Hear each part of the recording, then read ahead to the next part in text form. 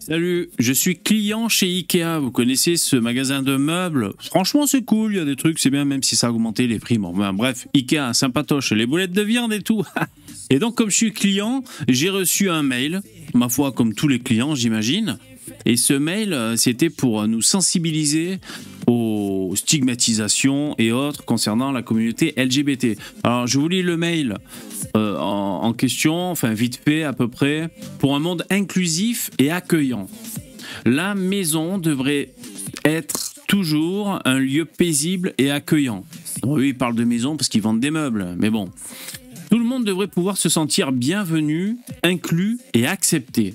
Alors même si un mec s'appelle Janine et c'est un gros barbu, chez lui il va pas se faire stigmatiser.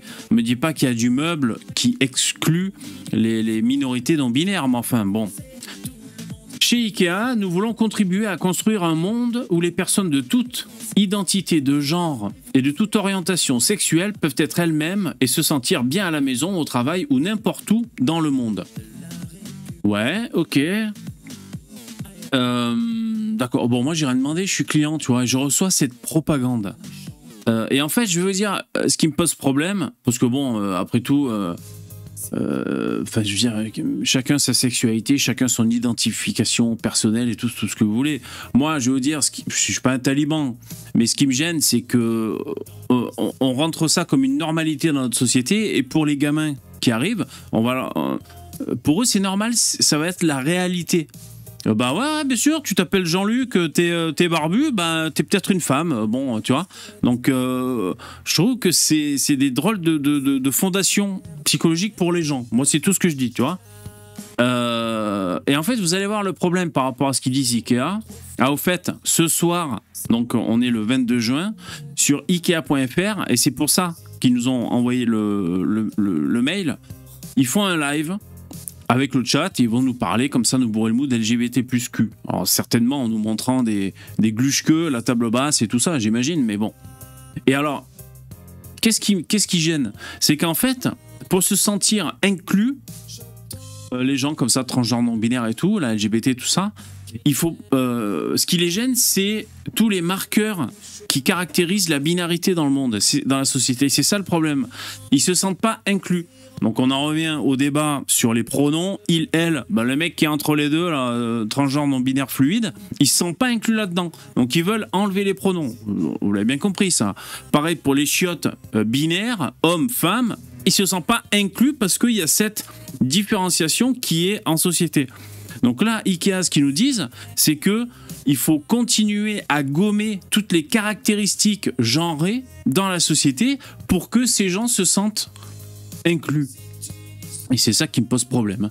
Donc on en vient aux parents 1, parents 2, aux chiottes non-binaires et tout le reste, ok? Et ça peut aller loin, ça peut jamais s'arrêter. En fait, gommer la différence des gens en gommant les caractéristiques en société, je pense que c'est pas une solution. Alors, 6 conseils pratiques que nous pouvons appliquer pour faire de notre maison un endroit encore plus inclusif. Bon, ça, c'est du gros foutage de gueule pour vendre des meubles.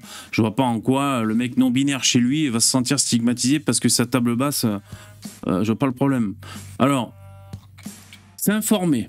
Il existe de nombreux termes spécifiques à la communauté LGBT+, que vous ne connaissez peut-être pas. Prenez le temps d'apprendre, intéressez-vous aux discriminations que peuvent rencontrer les personnes LGBT+. Oui, si t'as un gros barbu qui s'appelle Janine, qui va dans les chiottes pour femmes, on va trouver ça bizarre. Oui, c'est vrai, il y a des questions qu'on se pose. Ainsi, si quelqu'un souhaite discuter de son identité de genre, de son orientation sexuelle, de ses difficultés ou de tout autre sujet, vous saurez comment l'aider sans faire de faux pas. Donc là, ils veulent qu'on bouffe tout le langage déconstruit, LGBT+, étoile. Il y a tout, écriture inclusive et tout le reste. Donc Ikea, ils sont à fond là-dedans. Est-ce que c'est une prise de risque? Parce que est-ce que par exemple on pourrait envisager qu'ils se fassent boycotter les mecs d'Ikea parce que la plupart des gens trouvent que c'est une connerie ou qu'il faut que ça reste ultra minoritaire et donc on n'a pas à modeler la société dans sa généralité pour répondre à cette ultra minorité? Est-ce que c'est possible que Ikea fasse un pari perdant avec cette communication? Je sais pas. Moi personnellement, Je suis en désaccord avec ça. Après, si les mecs vendent des meubles qui m'intéressent, je vais pas vous raconter du pipeau. S'il y a une table basse cool en promo, je vais aller l'acheter, même si c'est des putains de LGBT à fond dans tous les sens. Mais c'est la question que je me pose, est-ce que ça pourrait être un pari perdant pour eux, le progressisme? Je sais pas. On a vu que Netflix avait eu des paris perdants sur je sais plus quelle série et tout.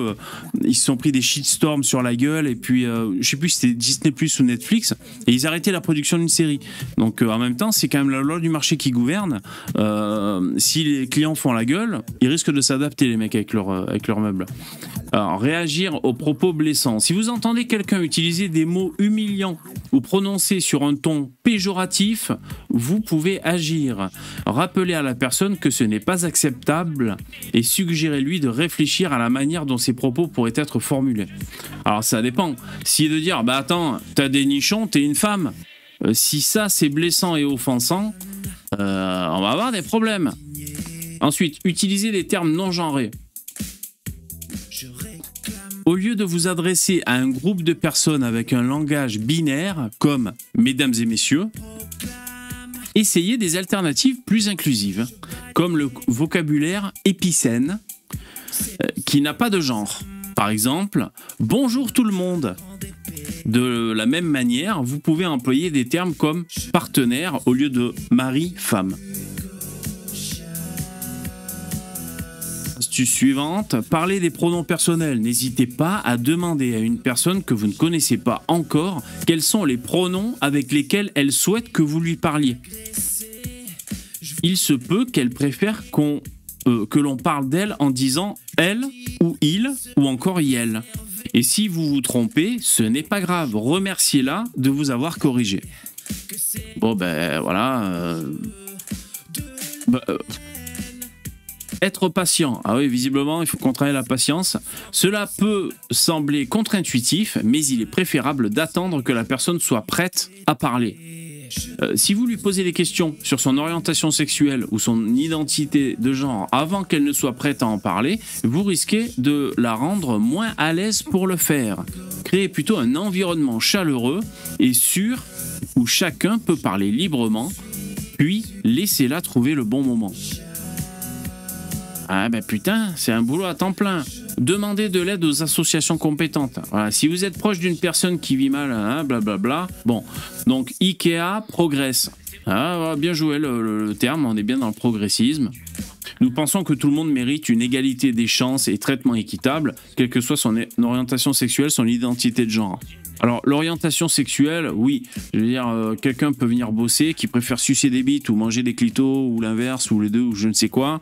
Oui, je vois pas le rapport. Ça concerne son intimité. Son identité de genre, ça dépend. Je veux dire, un prof d'école maternelle barbu qui se fait appeler Janine et qui arrive en talons hauts, on sait pas trop, tu vois, un physique de catcheur. Bonjour, je m'appelle Sabine, Bonjour, je m'appelle Sabine, les enfants. Ouvrez votre livre, page 8. Bon, bah, tu vois, je pense qu'il risque d'y avoir des problèmes dans la tête des gosses et dans la tête des parents aussi. Ils risquent ça risque de pas leur plaire.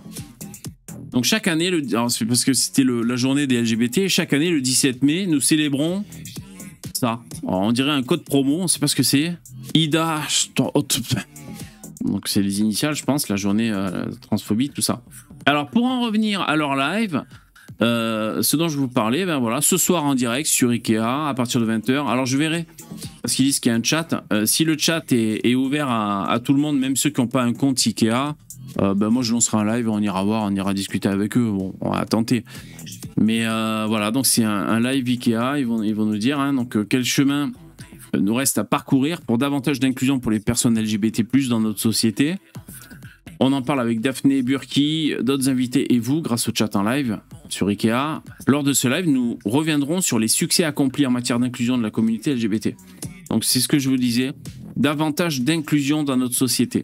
Donc s'il y a des posters de pub dans la rue avec un mec barbu et écrit « Moi je suis un homme, Gillette par exemple, un homme », ils vont se sentir exclus de cette société. Donc le projet d'Ikea, c'est de gommer toutes ces différences dans notre société. Merci d'avoir regardé cette vidéo. Pensez au gros pouce dans VV, c'est gentil, merci. À bientôt.